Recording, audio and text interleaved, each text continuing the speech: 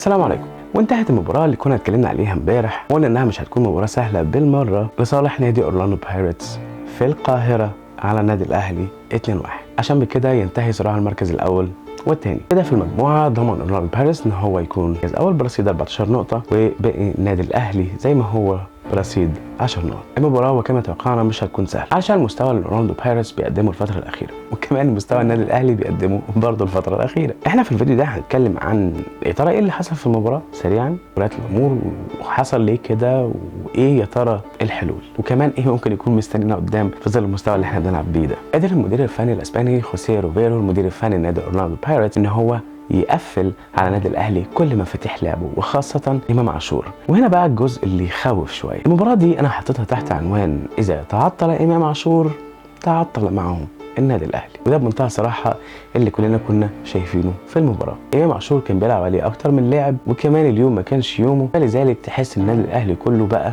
بدون حلول. المباراه دي تعتبر من اقل مباريات امام عاشور من ساعه انضمامه للنادي الاهلي، واللي انت كمدير فني المفروض تكون قاري كده من بدايات خالص او على الاقل بعد انتهاء الشوط الاول كنت ممكن تسحب امام عاشور. وكمان بما ان عنده انذار، يعني لو كان خد انذار تاني ما كانش هيبقى معاك الماتش الجاي، كنت ممكن تسحبه وتريحه وتنزل مكانه كريم الدبيس على الاقل كرد فعل سريع على مجريات الامور. ده اوبشن التاني انت كنت ممكن تنزل امام عاشور تحت نص الملعب عشان يبقى كاشف الجنبين ويطلع وسام ثروهات ويطلع عمر الساعي ثروهات وكمان كريم الدبيس ثروهات وتدي له حريه حركه شويه وتفك الضغط من عليه. كنت تنزل مكانه كريم الدبيس، لكن برضه ما عملتش كده. لحد اللحظه اللي احنا فيها دي انا بصراحه مش قادر افهم ايه سر اقتناع مارسيل كولر بخالد عبد الفتاح انه يبدا اساسي حقيقي. يعني انت لو بصيت على سجل مباريات خالد عبد الفتاح كل المباريات اللي بداها اساسي لازم يجي جون من ناحيته، على عكس المباريات اللي كان بينزل فيها احتياطي كان بيأدي اداء احسن شويه. فما اعرفش الاحصائيه دي عند كولر ولا الايباد ده مش شغال ولا ايه الظروف. يعني المباراه الاخيره نزلت محمد هاني اساسي، الحمد لله قلنا الحمد لله على السلامه، عندنا باك يمين دلوقتي. الماتش اللي بعده على طول، ودي علامه استفهام كبيره جدا على مارسيل كولر، حكايه ان هو ينزل لعيب ماتش كامل وبعد كده يروح تاني ماتش يروح مقعده احتياط، مع ان اللعيب ده ممكن يكون ادى اداء كويس جدا. الجون الاول لاورلاندو بايرتس جه من ناحيه خالد عبد الفتاح وكان فيه غلط في التغطيه من ناحيته وميس كوميونيكيشن ما بينه وما بين رامي ربيعه اللي ادى واحده من المباريات السيئه جدا يمكن في تاريخ رامي ربيعه كله، لان رامي ربيعه عمل مشارك في الجونين سواء من سوء توقع الكوره او سوء التغطيه العكسيه في الجون الثاني. لكن ده مش معناه ان المباراه كلها كانت حاجات سلبيه، هي سلبياتها اكتر من ايجابياتها طبيعي، ولكن من ايجابيات المباراه هو ظهور عمر الساعي بمستوى كويس. يعني الفتره اللي عمر الساعي قعدها في الملعب بصراحه كان ليه تاثير كويس جدا. وعمر الساعي لو كان نزل لعب في نص الملعب كنت هتاخد منه اداء اعلى من كده بكتير، لكنه كارت تهديد كويس جدا لحسين الشحات اللي هنجيله كمان شويه. برضه من ايجابيات المباراه كريم الدبيس مباراه عن الثانيه بيثبت ان هو لا يا جماعه في لعيب كبير هنا اسمه كريم الدبيس موجود ويقدر يسد في اي مكان، عايزه ليفت وينجر هيشتغل، باك ليفت هيشتغل معاك، على عكس مثلا كريم ندفد. بصراحه كريم ندفد اللي انا مش قادر افهمه هو شخصيا، ده ان كان هو فاهم نفسه. حاسس ان انت بتاخد من كريم ندفد مجهود بدني فقط لا غير، بخلاف كده مفيش. عايز شغل كتير جدا لو ناويين تقعدوه في النادي الاهلي اكتر من كده حقيقي. يعني كان من ضمن الحلول اللي ممكن مارسيل كولر يفكر فيها هو سحب كريم ندفد بعد نهايه الشوط الاول، وكنت ممكن انزل السوليه عشان يبقى جنب مروان عطيه، قدامهم امام عاشور، كريم الدبيس ناحيه الشمال، وعندك الساعي كان يفضل ناحيه اليمين. هتيجي تقول لي يا عم بس حسين الشحات جاب جون يا عم وبتاع. بص حسين الشحات ده من اكتر اللعيبه اللي على قد ما همهم ممكن تجيب لك جوال، على قد ان هو من اكتر اللعيبه اللي ممكن يفسد لك هجمه، يضيع مجهود فريق بالكامل، وممكن يضيع لك نتيجه مباراه تماما. يعني عايزك تبص على اداء حسين الشحات في المباراه دي، جاب جون اللي اقسم بالله انا كنت حاطط ايدي على قلبي لان هو يضيع الكوره، واحنا واخدين على الحاجات دي من حسين الشحات كتير، بس هو كان قدامه الوقت عشان ما كانش عليه ضغط عالي ان هو يفكر تفكير سليم وراح عملها لوب من فوق الحارس. لكن انا وانت عارف ان احنا كان عندنا شك ان هو كان ممكن يضيعها. لكن على الجانب الثاني تعال بص على فرص حسين الشحات من بعد الجول، تعطيل هجمات، ضربات جزاء سيميوليشن، فقدان الكوره، فزلكه في الكوره، وحاجه. بص حسين الشحات تقريبا من بعد ما حصل له نومينيشن كاحسن لاعب جوه افريقيا، من بعد ما ده حصل والكيرف بتاعه نازل تماما. لذلك انا كنت مبسوط ان هو قاعد دكه النهارده. الجون الثاني قبل ما ندخل في الجون الثاني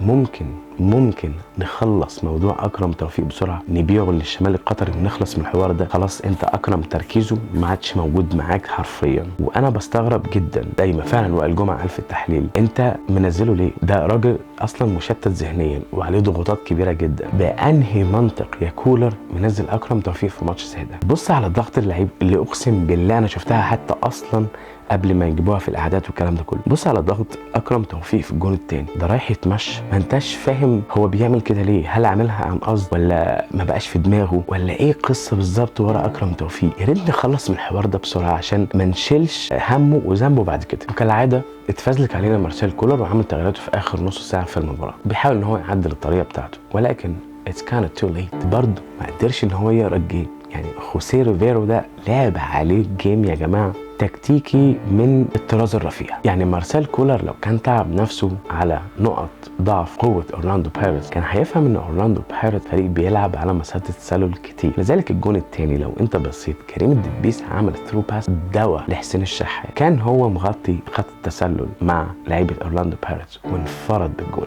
دي الكور اللي قلنا عليها الفيديو اللي فات. يعني لو كنت استغليت النقطه دي كان مين بقى ممكن يعمل لك الموضوع ده كتير؟ مفيش غير امام عاشور، خصوصا ان قفشه ما كانش في احسن حالاته كمان. يعني بص الفرق ما بين امام عاشور وقفشه، بس الناس اللي ما تعرفش، قفشه تحت الضغط ما بيعرفش يسرع، على عكس امام عاشور تحت الضغط ممكن يعمل لك ثرو باس عادي جدا ما بين 2 3 لعيبه. قفشه ممكن يتلخبط في الكوره ويروح مرجع الكوره ورا، ودي احد اهم الفروقات ما بين الاثنين. قفشه بيلعب لعب هايل لما بيكونش عليه ضغط، ولكن كلنا شايفين ان فريق اورلاندو بايرتس كان بيعمل ضغط متقدم، يعني بالاخر ما بيديش نفس للعيب ان هو يتحكم او يفكر هيعمل ايه في الكوره. وبفضل اللياقه البدنيه العاليه بتاعتهم قدروا ان هم ينفذوا الكلام ده من الدقيقه الاولى لحد الدقيقه الاخيره. لذلك كان مهم وضروري جدا ان امام عاشور يرجع نص الملعب من تاني. بص هو انا ضد جدا موضوع يا جماعه الصفقات، الحقونا بالصفقات، الحقونا بالصفقات، وكأن الصفقات دي هتيجي تجيب لنا كاس العالم. انت لو رحت جبت واحد لعيب من بره اجنبي مثلا، تمام، هياخدوا وقت قد ايه عبال ما يندمج في الفريق ويندمج مع فكر كولر اللي هو مش موجود اساسا؟ اكيد هياخدوا وقت. طب ما تقوليش ان الصفقه اللي هتيجي هتعمل الهيوج ديفرنس اللي انت متخيله. بالعكس ده الراجل اللي هيجي هياخد وقت شويه عبال ما يندمج في الفريق. اي نعم في بعض اللعيبه بتيجي تعمل فرق كبير رايد اواي زي مثلا وسام ابو علي، ما اخدوش وقت ان هو يعمل بلندنج في الفريق، ولكن مش كل المحترفين هيكونوا زي وسام ابو علي. يعني الموضوع من الاخر هيت اور ميس. طب وانا ليه العب اللعبه دي؟ طب ما انا ممكن اشتغل على اللي عندي. اقسم بالله اقسم بالله انت اللعيبه عندك ما في لعيبه، انت اللعيبه عندك في حاجه اسمها مارسيل كولر.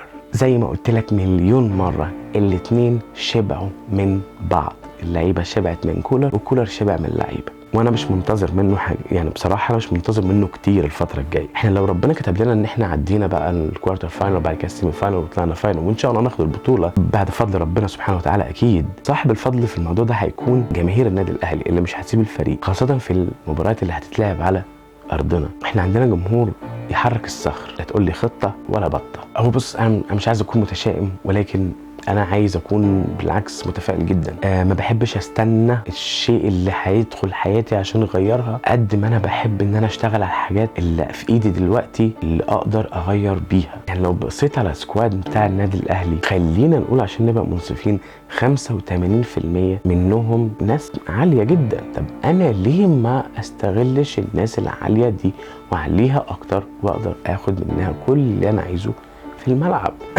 كان في تصريح بيتكلموا يعني في موضوع المعد النفسي والكلام ده كله. هو بص بالنسبه لي هو المعد النفسي ده مطلوب في جميع الفرق وبيبقى ليه دور فعال جدا، ولكن هو بصراحه قال اهم معد نفسي في الفريق هو المدير الفني الكوتش، لان هو بيبقى اقرب واحد للعيبه. وانا خليني اقول لك من الواحد شايفه انا مش حاسس ان كولر قريب من اللعيبه نهائي. كولر عامل زي الساعه السويسريه بتاع شغل وبس.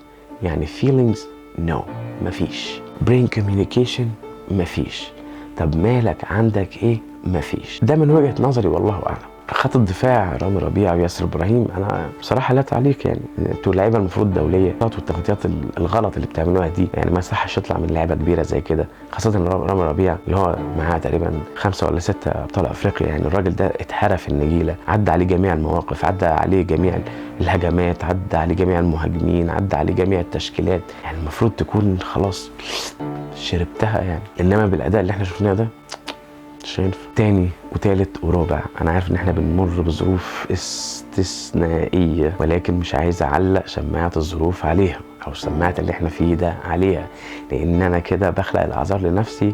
فاي حاجه هتحصل بقى كده اقول لك والله اصل انا ما عنديش.